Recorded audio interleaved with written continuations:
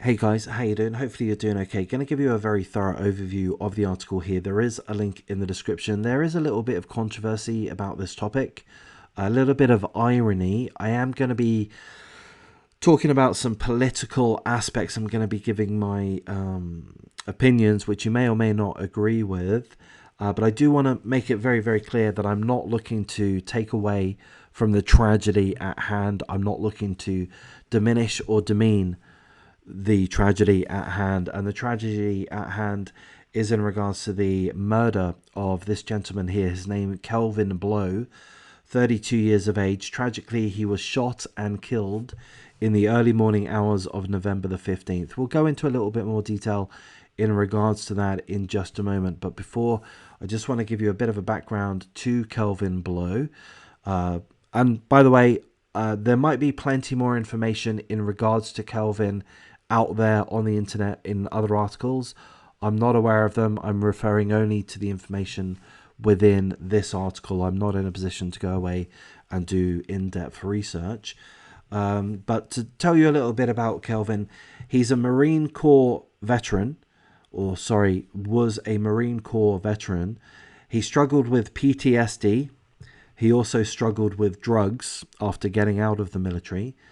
And he underwent, if that's the right term, a 66-month prison sentence. I don't know why. I don't know what he did, but he underwent a 66-month prison sentence. That's 5.5 years. Now, once he got out of jail, he did the right thing. He decided to not only turn his life around, but also to try to help others. He tried to amend the criminal system in accordance with his beliefs. So with that, I commend him. I commend him for turning his life around. I commend him for being an activist of sorts and trying to better society in his view. Now, I don't agree with his view in a way that's relevant and in a way that's irrelevant. But I do commend him. He seems like a genuine guy. And if I understand correctly, for several years, he's been acting as a criminal justice reform advocate, which I consider to be a political activist. That's the term that I would consider. Maybe that's not entirely correct. But he was focused on helping pass changes to the criminal code within Washington, D.C. I should have mentioned he was shot and killed in Washington, D.C., the southeastern part of the city. But we'll get through to that in a moment. So he's been pushing through changes to the criminal code within Washington, D.C. There's a number of aspects to the changes within the bill that he was pushing to be accepted. And by the way, that bill was indeed passed through. The city council passed the bill in question a few hours after his death, the very same day that he died. Now, I said that there's some irony in regards to the case, and that is that the criminal bill that he helped push forward, he helped pass, that criminal bill is going to be reducing the sentencing for certain types of crimes, certain criminals, which includes burglaries, robberies, and carjacking. So the bill, as far as I understand, or part of the bill at least, is to provide added leniency to criminals. And, to spell it out, I'm not a fan of that. My political views would be completely the opposite to that. But, that's what his beliefs were. He is allowed to have those beliefs. He's allowed to have been a political activist in that regard. He worked as a policy and advocacy associate at DC Justice Lab. I don't know if that's a paid position. I don't know if that's a business or if that's some kind of voluntary organization. I have no idea.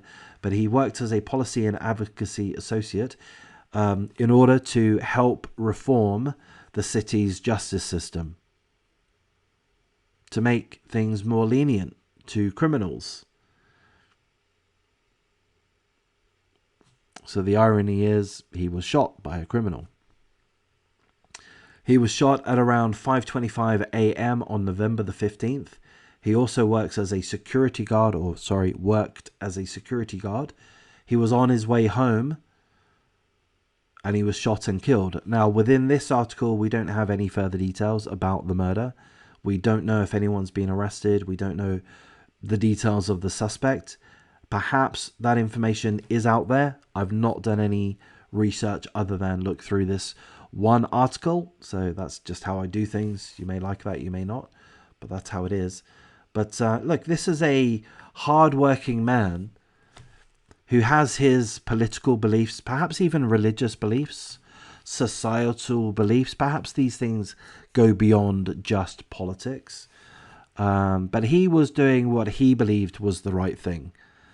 I don't believe it's the right thing. I don't believe that maximum penalties for burglaries, carjackings, or robberies should be lowered. I don't see the sense in that, personally. But that's my personal opinion. And that in no way diminishes the disgust that I have for his murder. That's pretty much all the information that we have. So, of course, full condolences to his family, his friends, his co-workers. He seems like a jolly nice man. And it's terrible that he's been killed. If it were up to me, I would make things tougher on criminals. I think that crime escalates.